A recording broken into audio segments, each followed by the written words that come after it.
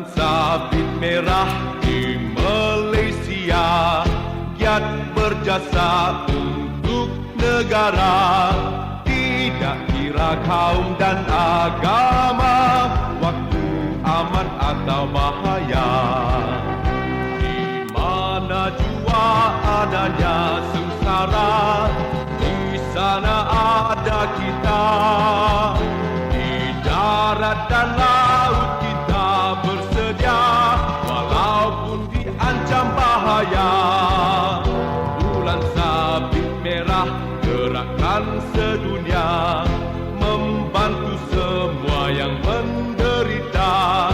Badan sukarela berkhidmat dengan tabah dan bersemangat.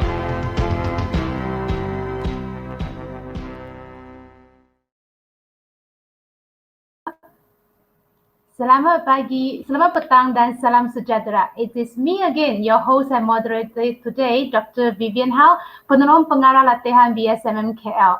And you are now viewing Rigmas Let's Talk Sharing platform. This is a platform initiated by Bahagian Latihan BSMM KL with the purpose to deliver knowledge and share the correct information with all of you out there. So for any one of you who just joined us in our Facebook page, click like on the page, share this page with any of your friends out there who need to listen to this.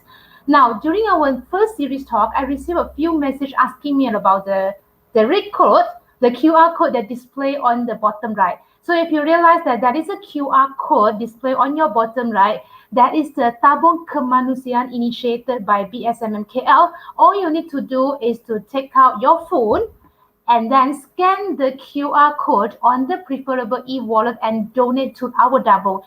This Tabung will be mainly channeled to fulfill the humanitarian activity during the COVID pandemic, as well as, inshallah, until the post-COVID humanitarian support to those in need. So, what are we going to share with you all today? I was reading the news this day and it is shocking to know that stok bekalan darah di pusat darah negara dan juga tabung negara di seluruh negara berkurangan walaupun permintaan terhadapnya semakin meningkat. And do you know that, I just got to know this, setiap hari negara sebenarnya memerlukan sekurang-kurangnya 2,000 beg darah yang mampu menambung kegunaan kira-kira dalam 1,000 pesakit. Bagi Lembah Kelang sahaja tau, BDM memerlukan 500 hingga 600 beg darah sendiri. So, let's do a basic calculation. Sekiranya kita ambil kira jangkaan penggunaan, setiap hari penerimaan bekalan darah perlu memenuhi keperluan penggunaan selama 7 hari. Namun ketika ini, Pusat Darah Negara hanya berupayaan mencapai bekalan darah untuk 4 ataupun 5 hari sahaja. That's why, biarpun ketika PKP, Pusat Darah Negara Petugas Rumah mencapai anggaran kutipan bekalan darah termasuk menggunakan platform sosial media, membuat panggilan, menghantarkan SMS kepada penderma serta lain-lain. Now, sempena 14 Jun setiap hari, which is the last Monday, iaitu World Blood Donors Day, kami daripada BSMM KL ingin mengambilkan kesempatan ini to raise the awareness of the need for safe blood and also blood product, and to thank the blood donors for their voluntary life-saving gift of blood. Dengan ini, saya melancarkan perkongsian kami pada petang ini, iaitu derma darah selamatkan nyawa antara mitos dan fakta. Dan saya bukan seorang hari ini.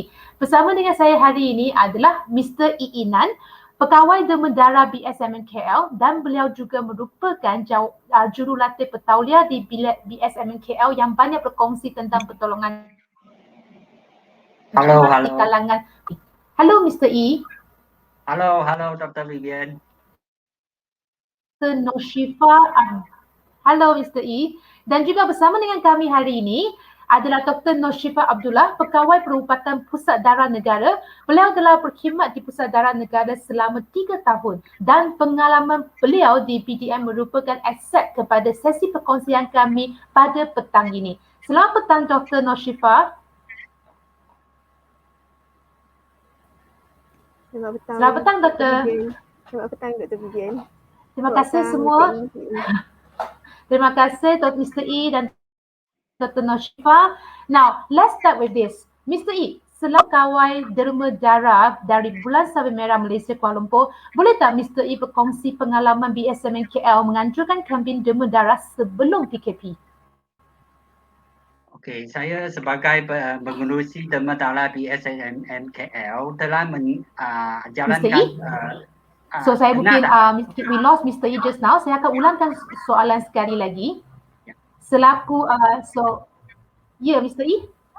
Okey, sebenarnya BSMN KL telah menganjurkan beberapa siri kempen derma darah sebenarnya di berlainan tempat lah. Jadi kita sebenarnya mendapat sambutan yang meriah dan mengalahkan dari orang ramai. So ramai orang datang untuk menderma. Dalam kempen yang telah dijalankan, kita juga akan menganjurkan bersama dengan pihak-pihak yang tertentu lah. So mungkin Vivian nanti boleh tunjukkan sikit gambar tentang kempen yang pernah kita jalankan itu. Okey, antaranya kita jalankan ini kempen di Menara di PKL. So ramai pegawai yang hadir. Okey, kita akan jalankan kempen di Dewan Orang Ramai juga. So dalam kempen kita adakan itu pameran juga. Ini pameran mencegah penyakit AIDS. Ini pameran untuk keselamatan juga. So dia diadakan di Menara di PKL lah.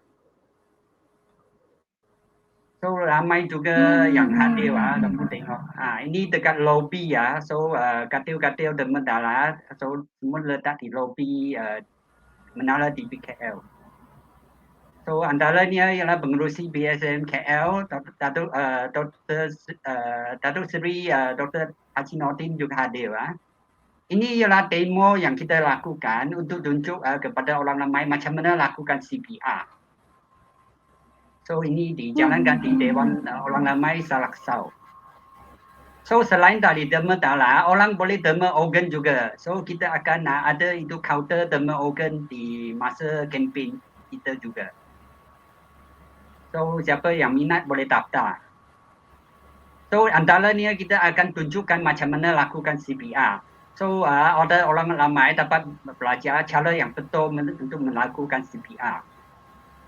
Ini antara pertolongan cemas yang penting lah kepada semua. So antaranya ini ialah Datuk Bandar pada ketika itu juga hadir dekat kempen kita. Ini okey, ahli-ahli Bulan Sabit Merah juga sangat aktif dalam derma darah. So mereka juga menyertai dalam kempen kita. Okey, antara pameran yang kita ada ialah ini kesihatan ataupun mengenai environment. So ini apa yang berlaku dalam pentas ialah kita tunjuk kepada orang ramai macam mana lakukan CPR, macam mana tekan. Ini ialah antara kerjasama dengan NGO. So ini ialah salah satu ahli kita yang derma darah semasa 2017. Okey, ramai ahli Bulan Sabit Merah akan hadir juga untuk menolong. Okey, ini adalah salah satu orang yang derma darah dekat itu Menara di PKL. So ramai pegawai BSMN juga hadir bersama dengan kita. Wow, sangat meriah Mr. E. Ya, betul. So ini adalah ini kerjasama dengan pihak di KL. Ini antaranya ialah bomber akan pamerkan macam mana cegah kebakaran. Ini dekat lobi. Tengok ramai orang support.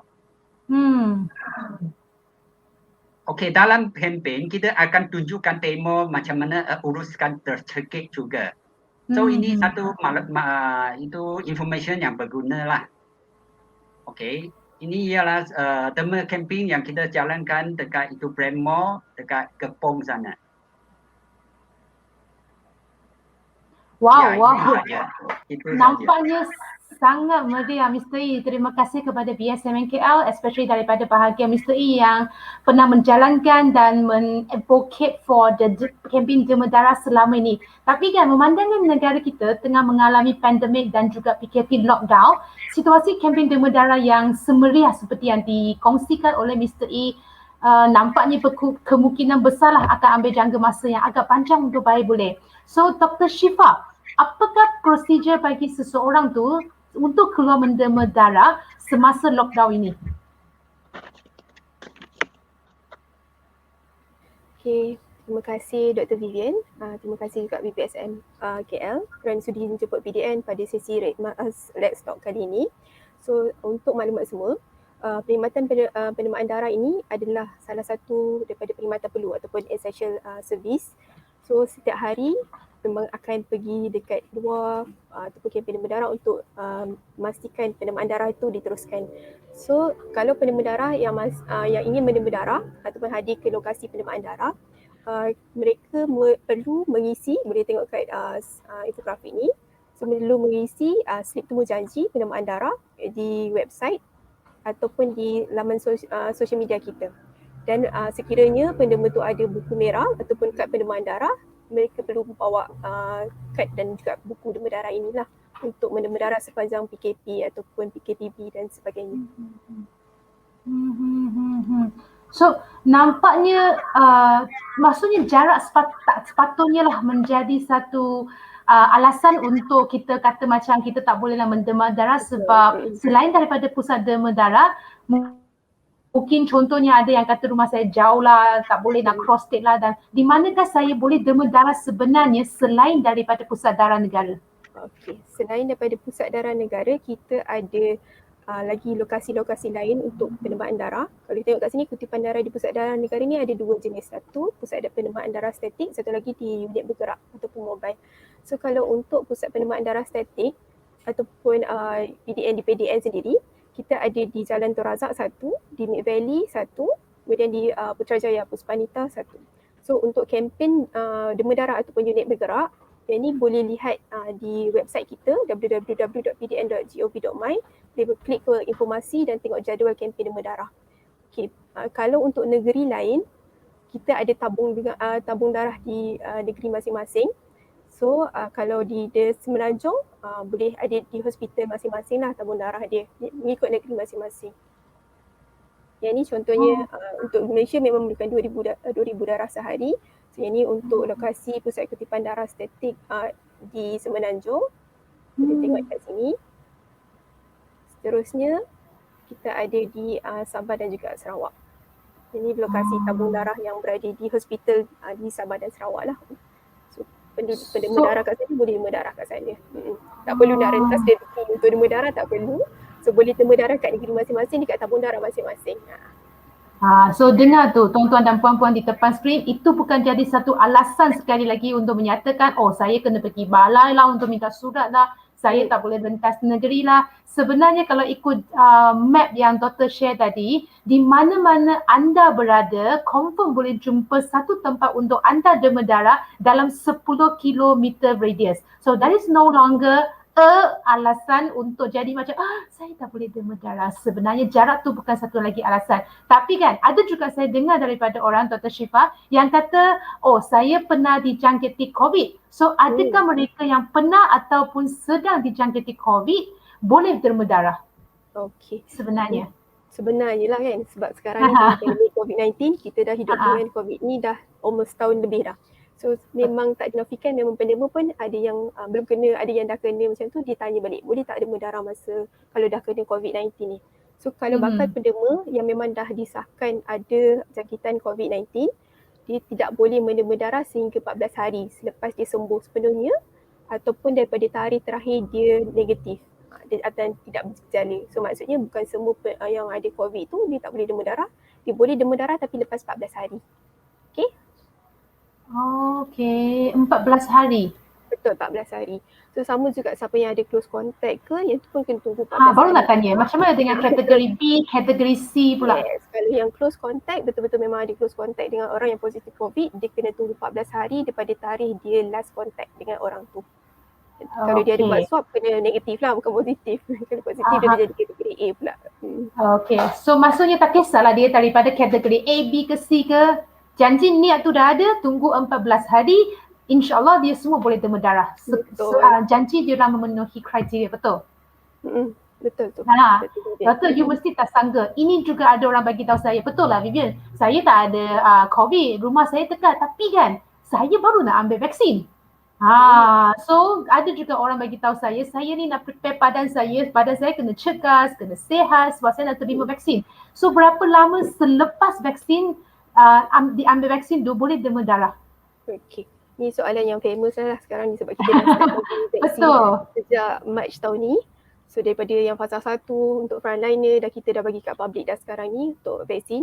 So kalau yang untuk vaksin COVID-19 ni kita dah sekarang ni ada 3 jenis vaksin kita bagi. Satu Pfizer, satu Sinovac dan kemudian yang latest sekali AstraZeneca. So tiga-tiga jenis vaksin ni kita akan suruh pendema tu untuk tangguh pendemaan selama 7 hari. So kalau 7 hari dia tak ada simptom ataupun gejala ringan selepas dapat vaksin tu dia boleh demam darah macam biasa. Tetapi kalau dia ada gejala ringan, contohnya ada sakit dekat lengan ataupun rasa lemah lepas dapat vaksin macam tu, dia kena tunggu 7 hari daripada dia sembuh daripada gejala ringan tu lah, baru dia boleh demam darah. Tapi kalau boleh kita sarankan nak demam darah, boleh demam darah sebelum dapat vaksin pun boleh, lagi bagus. Ataupun yang soalan famous lah, kan vaksin ada 2 dos, so boleh demam darah tak in between first and second dose tu? Sebenarnya boleh je demam darah, tak ada masalah, tapi lepas 7 hari daripada dapat vaksin tu lah boleh terima. Tadi tuan-tuan ada sebut kata sebelum nak pergi ambil vaksin sebenarnya boleh demam darah juga. So mesti ada orang bersoalkan kan. Contoh sebelum saya nak ambil berapa hari interval tu dan boleh saya pergi ambil vaksin. Ada tak ke janji dia sihat? Janji sihat tak ada masalah. Tapi kita saran 2-3 hari sebelum lah nak ambil vaksin semua tu sebab takut nanti kalau macam ambil vaksin kita demam darah lepas tu ambil vaksin nanti gejala tu overlap. Kita tak tahu dia ni ada efek sebab demam darah ke sebab vaksin. So advisable demam darah dulu dalam 2-3 hari sebelum ambil vaksin baru kita ambil vaksin tu lah. Okay. So tuan-tuan dan puan-puan sesiapa yang pernah mesej saya, tanya saya soalan-soalan ini, sekali lagi Dr. Syifa daripada Pusat Darah Negara membuktikan dan dia menyarankan sekali lagi sebenarnya kalau you nak demam darah, jarak dari rumah bukan jadi alasan, dah ambil vaksin tak jadi alasan, dan juga siapa yang kata saya pernah kena COVID, itu tidak jadi alasan sebab semua benda ni telah diambil timbang oleh Pusat Darah Negara. All you need to do is niat tu dah ada, mentally prepare and walk into Pusat Darah Negara and get your blood. Now, doctors, kita selalu macam dengarkan kenapa Pusat Darah Negara setiap one or few interval akan kata kita menyarankan kena ada donate blood lah, blood donation lah. Sebenarnya adakah darah mempunyai tarik luput selepas kita dema?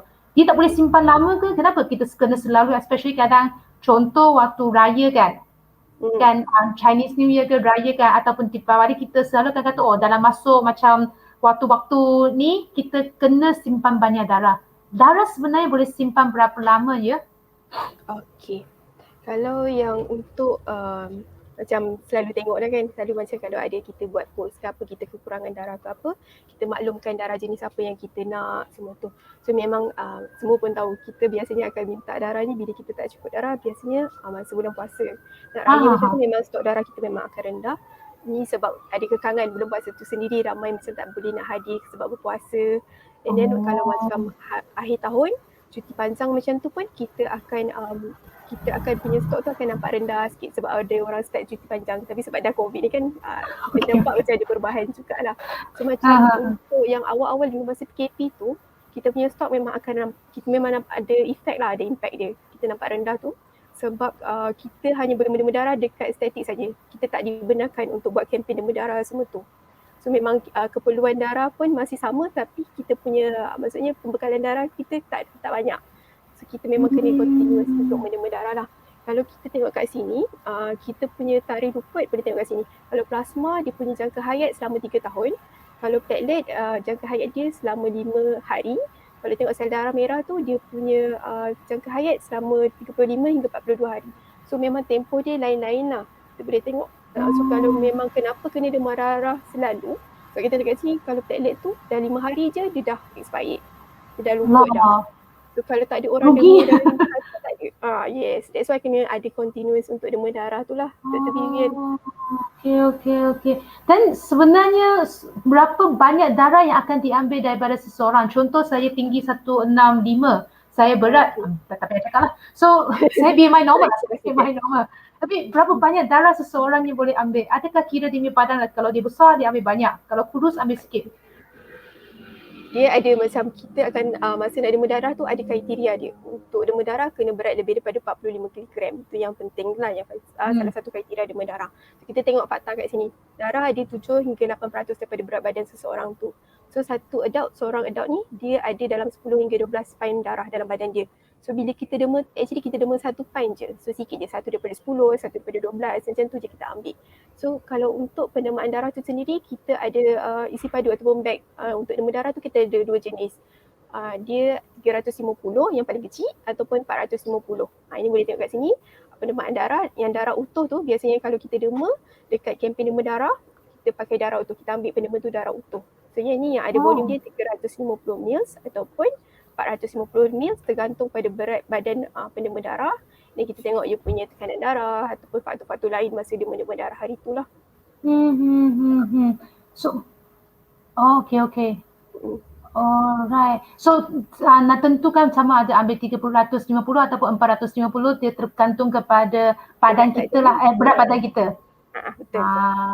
Okay, faham dah sekarang. So maknanya darah kita, kenapa Pusat Darah Negara keep on like advocate, kata kita kena buat campaign 1 whole year, sebab darah dia sebenarnya tak boleh simpan lama dan jenis darah yang berlainan, ada tarikh dukur dia yang berlainan dan dia ada limitasi. Waktu kita ada orang ada niat nak dema darah tapi ada limitation, kita hanya boleh ambil 1 pound darah daripada dia sahaja, tak boleh lebih daripada situ. Tak boleh.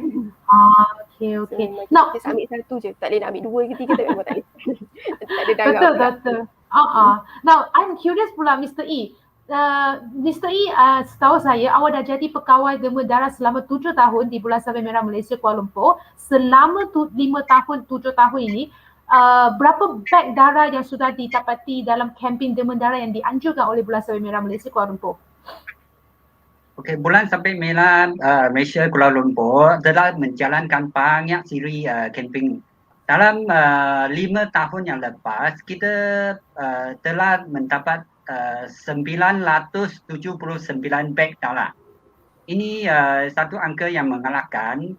So saya banyak terima kasih kepada orang ramai yang menyokong kempen kita.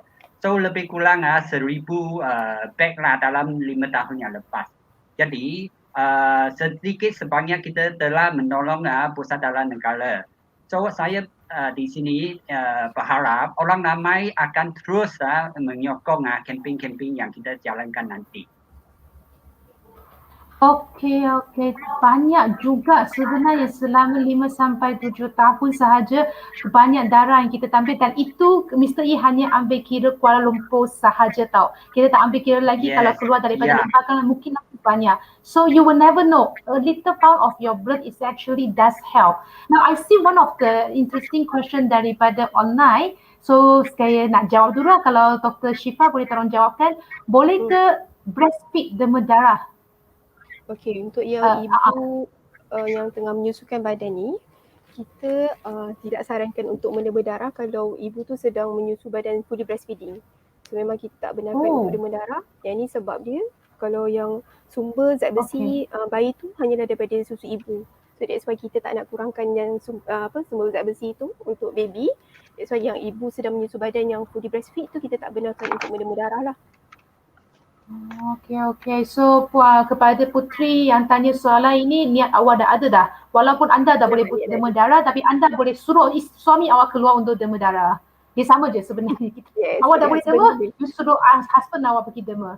Ada lagi satu soalan daripada Puan Dida daripada online. Ada test HIV tak untuk orang yang dema darah? I think this is quite a common question. Orang ingat dema darah buat free blood testing. Betul tak, Doktor? Betul. So memang kalau kita tengok dekat soalan nombor 2 dekat dalam borang kita dema darah tu, kita memang tanya, adakah anda mendema darah datang hari ni untuk mendema darah ataupun untuk memeriksa HIV, hepatitis B, sifilis macam tu. Kita ada state. Jawapan kena jujur lah sana.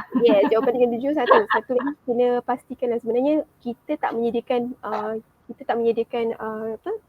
pemeriksaan tu dekat BDN. Tapi untuk pendema darah memang wajib untuk kita saring ujian yang 4 ujian tu, HIV, hepatitis B, C dan juga sifilis tu sebelum kita bagi kat pesakit. Sekali lagi, Doktor.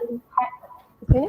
4 test tu HIV? 4 test je. HIV, hepatitis hepatitis C dan juga sifilis. Okey, yang 4 test ni memang wajib.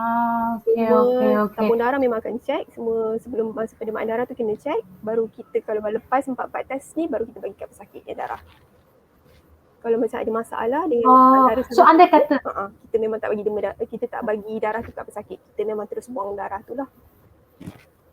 Betul. So andai kata kalau darah tu dah macam tercheck dia positif dalam mana-mana satu penyakit berjangkit, adakah akan inform penderma tu sebab dia sendiri mungkin tak tahu dia dapat penyakit berjangkit ni? Okey, kalau memang penderma tu memang kita ada dah maklumkan kat bawah tu, kalau memang dia kata jujur dengan soalan tu satu, kemudian kalau ada masalah apa-apa dengan darah dia tu, kita akan maklumkan kepada dia. That's why kita minta address, kita minta nombor phone, detail semua tu dekat kita punya borang penerimaan darah. Kalau ada masalah dengan darah yang kita saring, dan dengan test ni kita akan panggil balik penerima darah tu untuk datang follow up dengan Pusat Darah Negara untuk memastikan darah dia memang kalau ada masalah ke atau tidak sebenarnya. Okey, sebab saya pernah join Mr. E punya derma darah, kan orang datang kan, dia beri alamat, dia kata cincai lah, you tulis mana-mana alamat lah. So kepada sesiapa yang pakar derma darah, you listen sekarang, tulis alamat betul-betul, tulis nombor telefon betul-betul. Anda tidak tahu, mungkin you akan dihubungi selepas ini, mana tahu apa-apa kan. So fully not lah. So selepas saya derma darah, adakah darah yang kira macam di derma tu yang hilang tu akan digantikan semula dalam berapa lama? I mean how soon it will be replaced back? Memang kalau yang lepas kita derma tu, badan kita memang akan hasilkan balik darah yang baru melalui susun tulang. So memang kalau tengok kenapa kita suruh tunggu gap 3 bulan baru boleh derma darah. Kita nak tunggu betul-betul darah merah kita ni matang dulu. Darah yang dihasilkan baru tu matang dulu, baru kita benarkan untuk derma darah.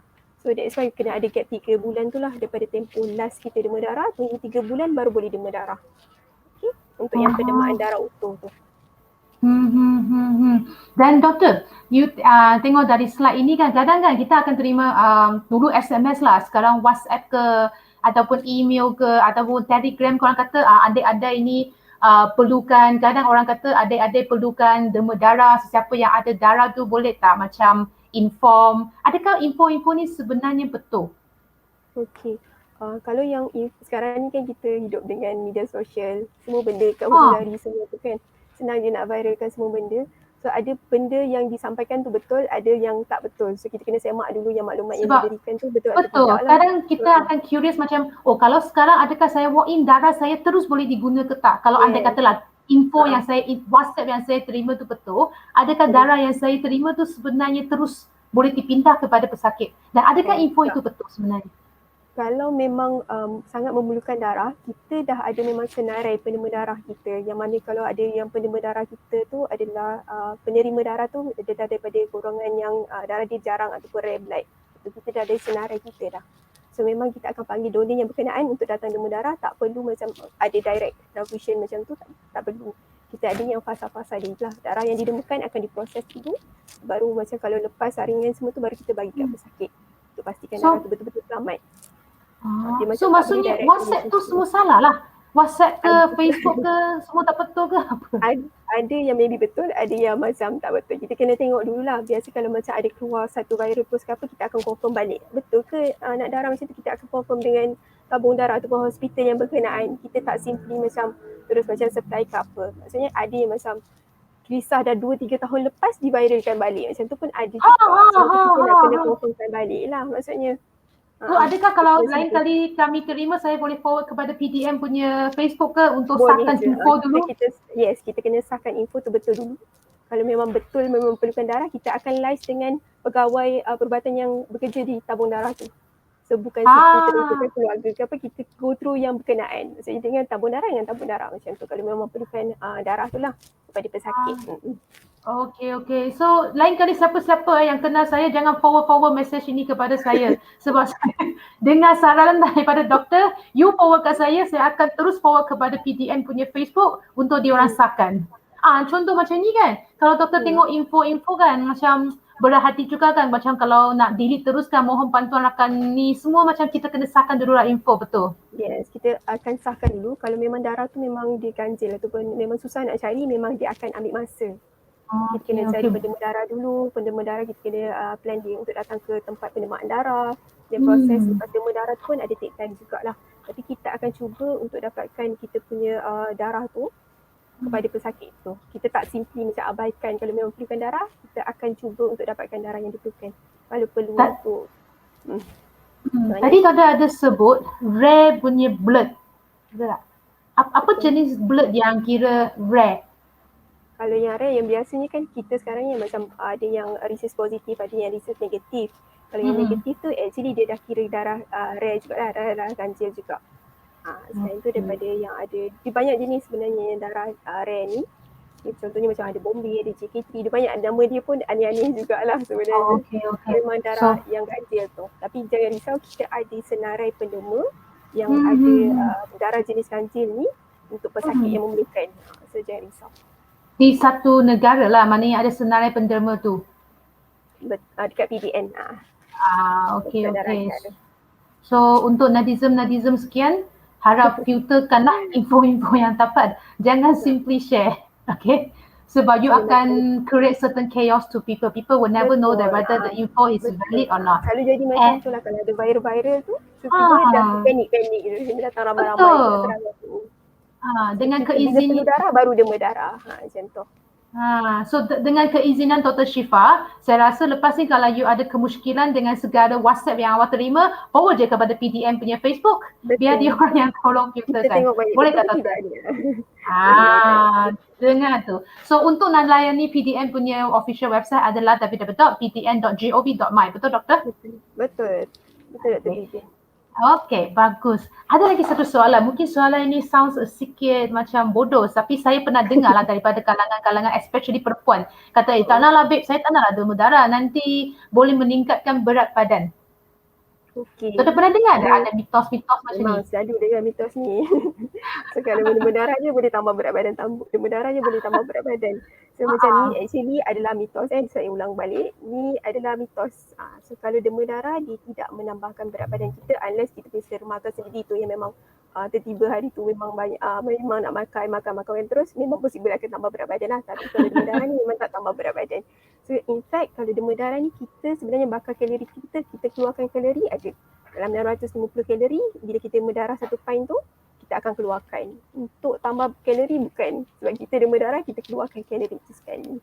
So yang tu mitos lah statement tu. Kalau yang tambah berat badan tu tak benar lah. Okay? So bukan alasan lah. Bukan. Dia sebenarnya sebab lepas dema darah kita rasa penat, so kita banyak makan. Itu yang akan datang mitos tu. Dia gemuk lah. Keluar kalori kita rasa on that day je lah. Masa hari tu je kita rasa macam penat sikit. Lepas tu kita nak makan banyak je. Nak ganti balik apa yang kita demakan. Bukan continuous sampai 2-3 hari sebulan. Itu melampau. Yes. Okay Doktor, apa kata kita bagi tahu kepada pakar-pakar pendema di depan Facebook user kita, apakah kelebihan sebenarnya yang boleh diterima selaku seorang pendema darah? Okay. Ada kelebihan dia tak sebenarnya? Of course, ada kelebihan kalau kita mendema darah tu. Salah satu tadi kan dah bakar kalori tu satu. So kalau yang first yang semua kena tahu sebenarnya pendemaan darah ni kita ni adalah bersifat sukarela. Maksudnya jelaslah kita mendema darah ni tanpa mengharapkan ada balasan lain. Tapi sebagai insentif daripada kita, maksudnya kita ada bagi yang ada beberapa kelebihan lah kepada pendema darah. So macam saya explain tadi, kalau dema darah kita akan hasilkan darah baru. So kita akan rasa lebih segar bila kita hasilkan darah baru tu, lagi banyak oksigen kita carry. So selain tu kalau kita dema darah kita akan check kita punya berat badan, kita punya darah merah, hemoglobin, kita punya tekanan darah. So yang tu kita dah check dia punya kesihatan percuma jugalah. Kat situ kita dapat tahu kita punya tekanan darah masa hari pendemaan darah tu. Selain tu kita ada yang percuma hepatitis B ni, tapi yang ni tergantung pada kekerapan kita mendema darah. So contohnya untuk hepatitis B ni, kalau anda telah mendema darah sebanyak 2 kali dalam tempoh 12 bulan, so anda boleh mendapatkan vaksinasi hepatitis B di tabung-tabung darah ataupun pusat darah negara. Tapi for now kita kat Jalan Tun Razak dulu lah. Okay. Dan kita ada yang perubatan percuma. Ini ada senarai kekerapan berapa kali, keistimewaan lawatan dia. Kita ada dapat yang lawatan pesakit luar dan juga ada yang untuk perubatan kelas kedua, pertama dan ketiga tu lah. Saya bawa saya punya kad merah tu lah waktu pergi hospital. Yes. Ataupun kalau dekat PDN kita ada bagi surat jugalah. Bagi Ha. surat, so boleh tunjukkan kat hospital tu lah. Maksudnya dia kena tahu bila last kita dema darah. So yang ada strip tu kan. So kita kena tahu bila kita last dema darah. Kita kena ada bukti lah kita dema darah, kita ni pendema darah. Dan hanya valid kepada pendema darah je, bukan untuk keluarga ke apa, suami ke, Baru nak tanya. ke jiran, makcik ke, tak boleh. Dia untuk pendema darah dia je. Dia valid untuk pendema darah je, Dr. Vivian. Cukup lah tu kan, sendiri yang dema darah kan, that is the benefit you got. So if you still hesitate whether you should dema darah, I tell you what, when you think about money wise, when you think about the costing of your future medical expenses, you should think twice again, because this is going to be like a free ticket for you. When you dema darah, you got a free ticket, you got a free medical consultation, and your medical fees will be waived just because your good deed of dema darah. No, okay. Now, betul tak doktor? Betul.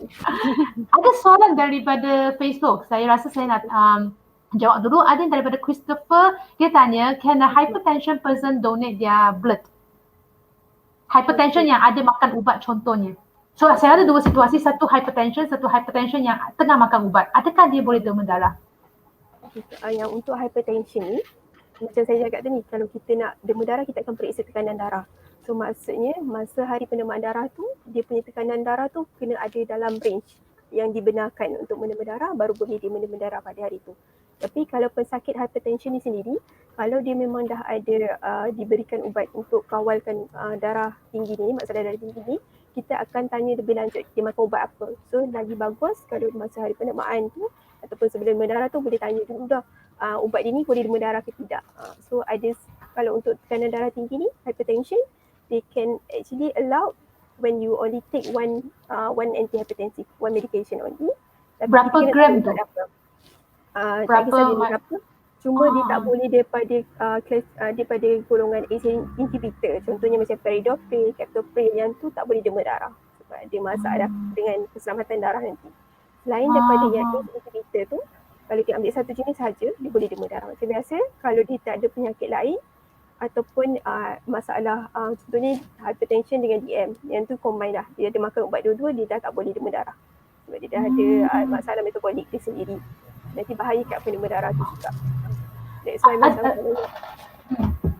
You talk about metabolite punya ni, adakah sesiapa yang ada tak kisah apa-apa jenis metabolite disease, dia tak boleh dema darah? So untuk yang Facebook user, metabolite disease, correct me if I'm wrong, doctor, like diabetes, hypertension, thyroid, kolesterol tinggi, metabolite punya disease, adakah tak dibenarkan dema darah selain daripada hypertension yang doktor cerita tadi? Kalau yang untuk, like I say just now, kita tak benarkan yang metabolic disease ni yang combination. Kalau dia just one type of disease je, macam contoh dia only have hypertension and well controlled, TM well controlled, not no need to use macam insulin ke apa, they actually can donate blood if they only took one medication. Still boleh lah. Tapi kena bawa ubat tu, kita kena tahu ubat apa yang dimakan tu. So baru kita tengok selamat ke tak untuk dema darah, untuk sakit yang terima darah nanti okey ke tak ubat tu, baru kita boleh assess lah maksudnya boleh dema darah ke tidak hari tu. So I think untuk sesiapa yang dengar, if you ada niat nak dema darah next time, what you can do is, maybe apa nama ubat yang doktor cerita tadi you tak boleh nak tangkap kan, so it's okay. What you need to do is, senang saya ajar awak, you bawa you punya ubat pergi pusat dema darah.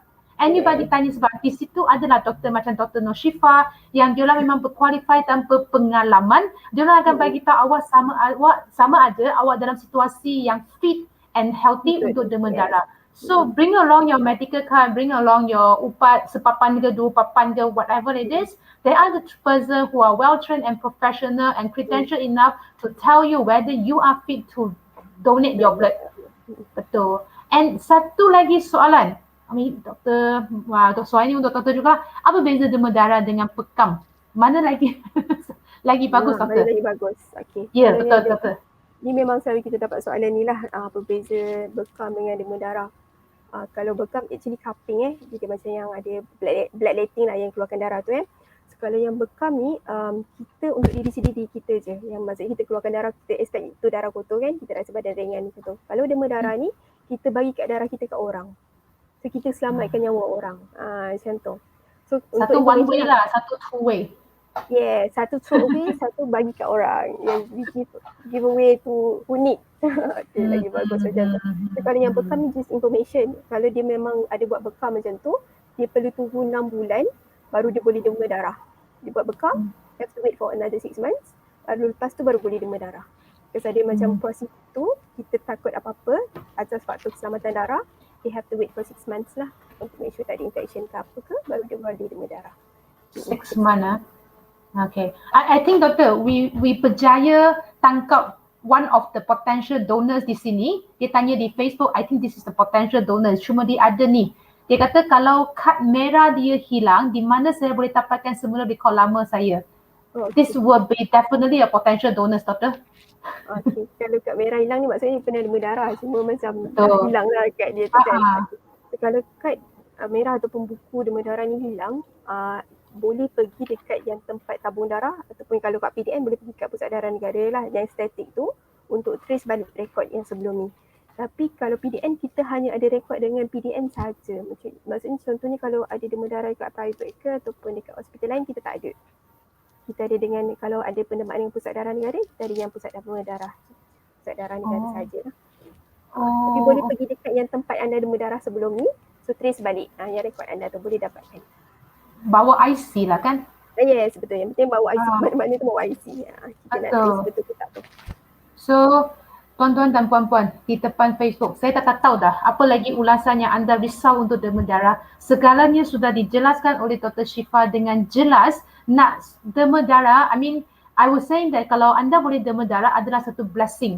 Maksudnya badan awak sihat walafiat untuk demam darah. And then darah awak boleh digunakan untuk the next person. So for me, this is a blessing because God are giving you your badan sihat untuk awak benarkan awak to do something good deed. So tak ada alasan dah untuk awak demam darah. Sementara Dr. Syifa masih ada bersama dengan kita, saya nak tanya soalan kepada Mr. E dulu. So untuk sesiapa yang berada di depan Facebook, please grab the opportunity to ask any questions sebab next time kalau you jumpa Dr. Nur Syifa di Pusat Darah Negara, mungkin dia sibuk tak nak layan awak dengan sabar macam hari ini.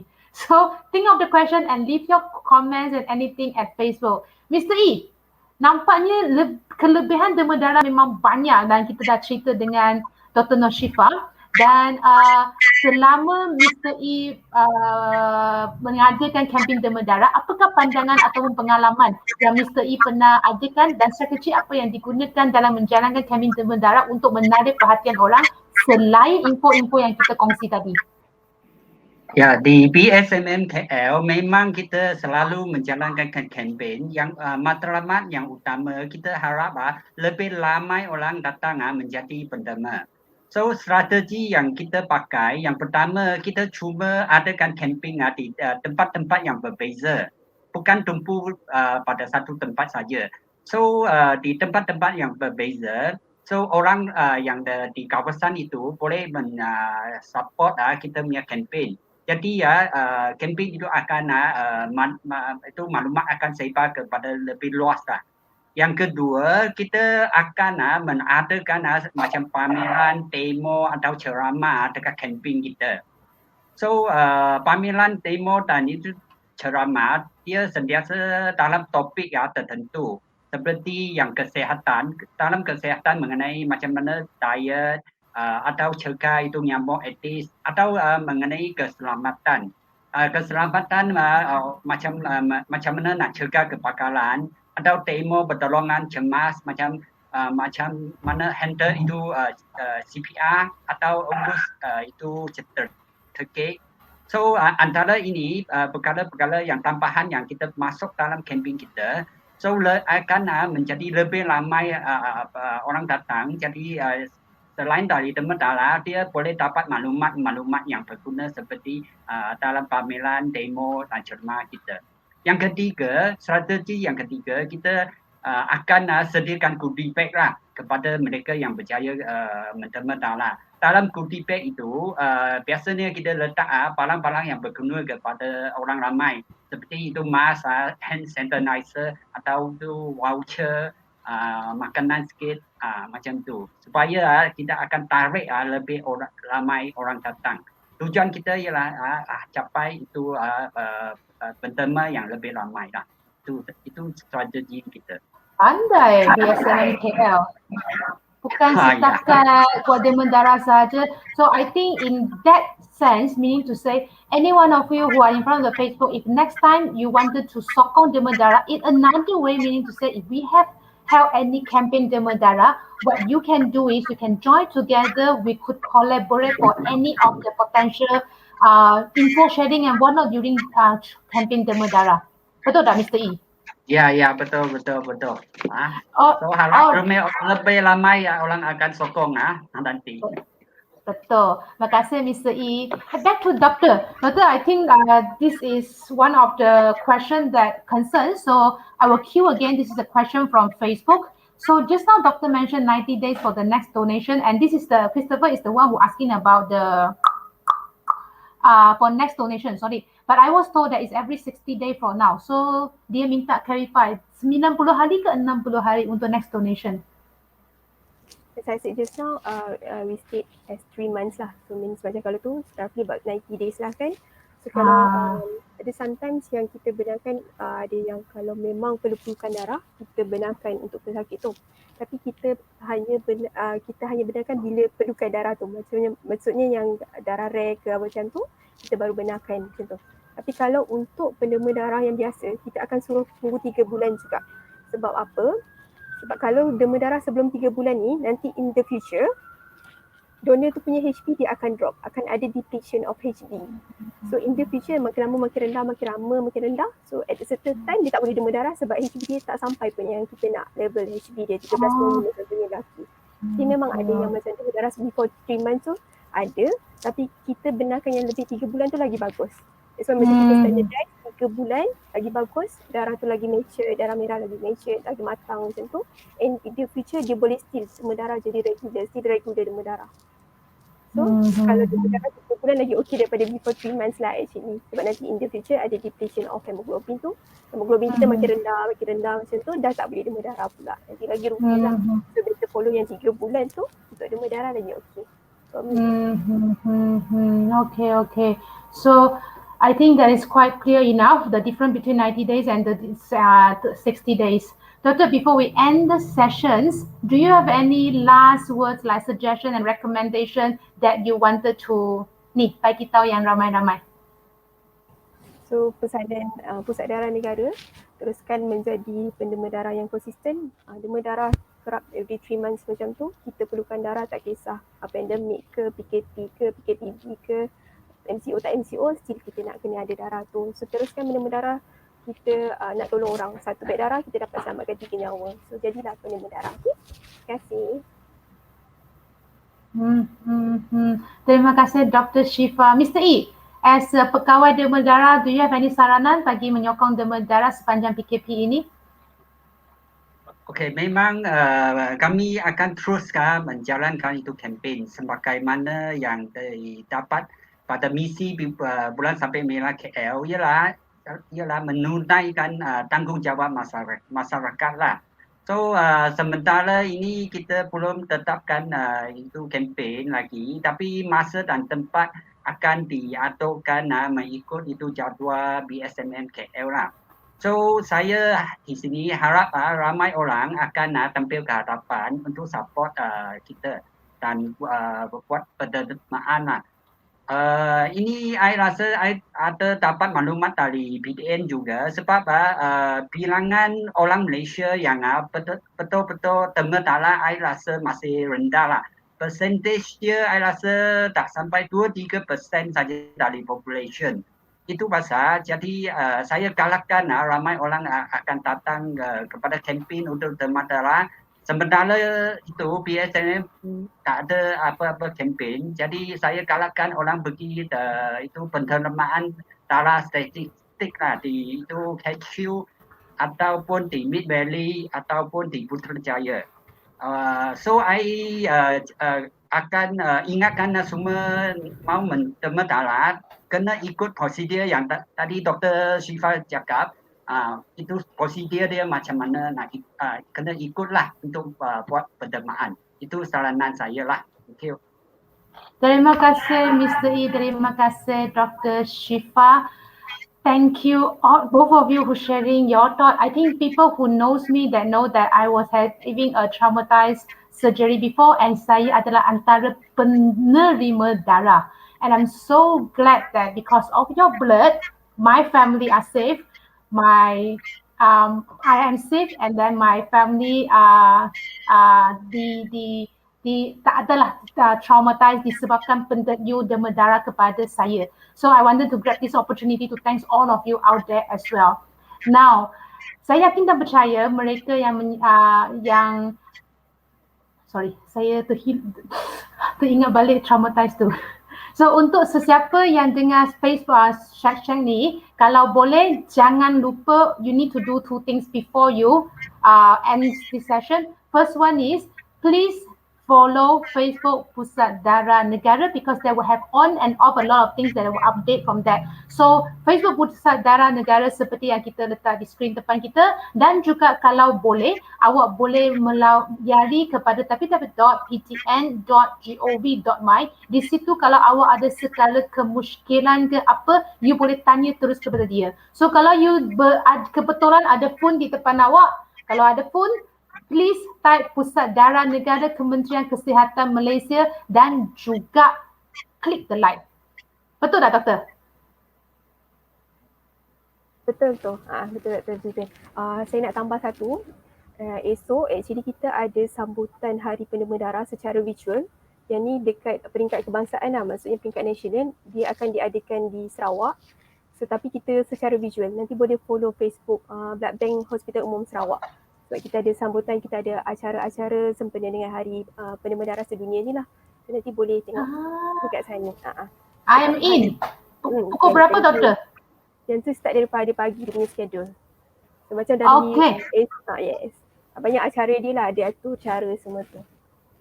So guys, regardless whether you are pernah derma darah ataupun you nak derma darah ataupun you pernah terima darah daripada siapa-siapa, ambil peluang ini untuk sokong program daripada Pusat Darah Negara sempena World Donors Day on 14th of June. Grab the opportunity to show that Malaysia, we are one when it comes to all this humanitarian mission. You boleh derma darah because that is where you can help to save a family, a life, and a kid and whatnot. So it is important. So we keep sharing this. Thank you, Dr. Noshifa, and thank you, Mr. E. Ada yang antara, and this is the last message that Dr. Noshifa said, walau apapun situasi pandemik COVID-19, pendermaan darah perlu diteruskan kerana penggunaan darah adalah seperti biasa dan pesakit masih tetap memerlukan darah. Meaning to say, we are counting on you. You are also part of the frontliner if your darah is memenuhi kriteria untuk didermakan. Alright, and selain derma darah, on behalf of Bulan Sabit Merah Malaysia, I also wanted to sarankan, you can see that there is a QR code on your right hand side. So click on the QR code, keluarkan awak punya phone, pilih mana-mana e-wallet yang awak suka selain derma darah. During the World Donors Day, you selain derma darah, you pun boleh dermakan duit. Sebab duit ini kita adalah tabung kemanusiaan kita yang kita akan gunakan untuk menjayakan the next campaign derma darah, untuk menjayakan the next humanitarian mission, and untuk menjayakan the next mission that we will walk out on behalf of you to help as much as people as possible. So jangan ketekut, click on the QR code and then do your part. So guys, if you wish to follow up any of our upcoming humanitarian program or is dedicated to join as one of our backbone humanitarians volunteer team, visit our webpage at www.bsmnkl.org.my. Like, follow our Facebook, ataupun sebenarnya anda mungkin belum tahu kita ada Instagram page which is at bsmnkl.official for more info. Meanwhile, stay tuned with our next series of Red Mask Let's Talk series with our Facebook. And if you wish to know anything that pertaining to the COVID-19, any update, DM us. We would love to look into the detail and find you the right expert in the field to talk to. Until then, stay safe. Assalamualaikum. Okay, thank you.